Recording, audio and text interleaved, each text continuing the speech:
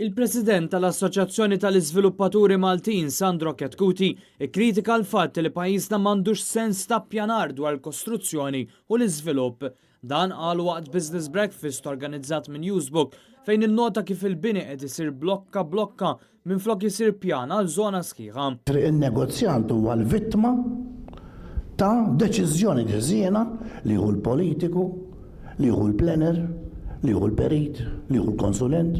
Jekk daw kollha ma jagħmlux biċċa xogħol tajba, l-investitur ma jista' jagħmel xejn. U jekk l-istatistika ma kienx biżżejjed biex tikxef li gvern Laburista falla fl-ambjent, issa anke l-Ministru Jose Herrera qed jammetti dan.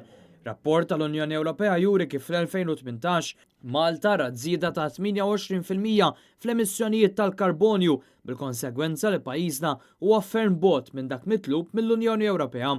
Issa anke Jose Herrera jidher laqa ta' qalbu tant li semma biss it-tnaqqis tal-karozzi li jużaw il-karbonju bħalli kieku l-uniku mezz biex innaqsu l-emissjonijiet. Al kontrarju l-kelliema tal-Oppożizzjoni Marta Sportelli tkellmet dwar diversi ideati li jistgħu jiġu attwati fosthom li jiġu indirizzati problemi ta' policies li jmorru kontra xulxin jew li huma skaduti u li jkollna idea ċara ta' fejn irridu li jmur il-pajjiż fl-isfond fejn bħalissa li pjanar qed jiġbed leħ ferm iżjed mill-ambjent. Qalet li fost l-oħrajn għandu jiġi premjat min jagħmel proġetti li jtejbu l-ambjent. Hija wiedet li l-Partit Nazzjonalista lest jaħdem mal-Gvern biex dawn il-problemi jiġu indirizzati.